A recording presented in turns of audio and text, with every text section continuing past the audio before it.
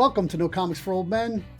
This is a variant edition, a review edition, please hang in there edition of, and I usually don't do DC or Marvel, but there's been so much talk about death metal that I thought I had to do a video, not kind of rebuttal, or it's just kind of like a little bit of cheerleading, because I really love this series. Most of you might know or don't know, depends, but I'm a big Scott Snyder fan, and I really enjoy his writing. And I know people are getting a little bit wore out with every character in that world showing up as a Batman. Maybe they're a little bit weary of the omniverse that comes in after talking about the multiverse. It does start to cloud your mind a little bit, but trust me. Don't trust me, actually. Trust Scott Snyder. Scott Snyder, his payoffs always pay off. It's going to be worth it to have read all of the story, at least in the 1 through, I think it's going to be 7. These are all issue number 1s. That's a 1 in 25 there. Show you some of the covers for the number 1 that we had here at the shop. Blank. I'm hoping to find an artist to draw up on that one. But Scott has talked about so many of the characters from DC that haven't been talked about in forever. Sergeant Rock, the Unknown Soldier, Ambush Bug. Just like, he's digging up everybody, and he's given us, you know, our childhoods. Like for me, my childhood, I was a Swamp Thing fan, but I was also a huge Sergeant Rock and all the war books. The Losers, Unknown Soldier. So, you know, having all that stuff like revisited just as a love fest for me.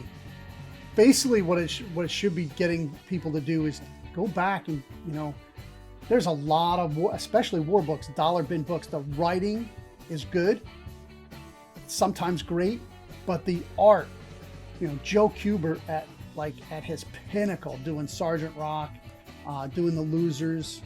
You know, you got Kaluta doing some of the work. I'm trying to remember some of the other guys off the top of my head. I can't remember, but you know, go back. You can get these books in 50-cent bins and quarter bins and dollar bins. Great read. You know, if you're always chasing that $1,000 book, you really shouldn't be collecting comics. I shouldn't say that. Like, you're just a different breed. But like, if you love stories, this story is going to pay off. This story is going to pay off. You just keep up with it. Keep reading them.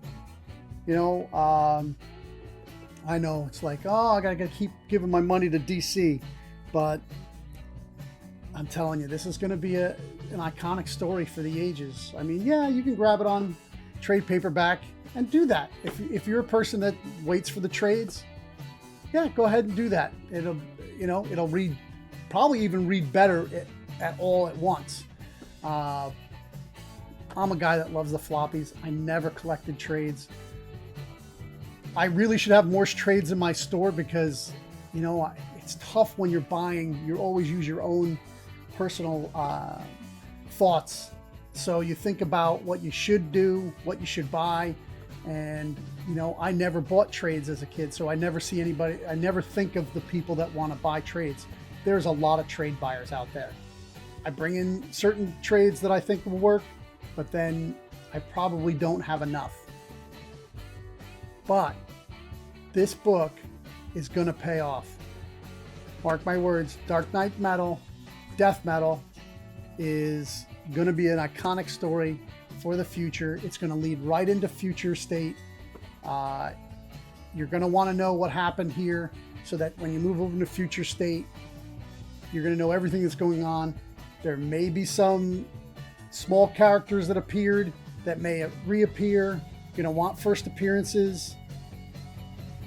All I'm saying is that I know people are getting a little tired.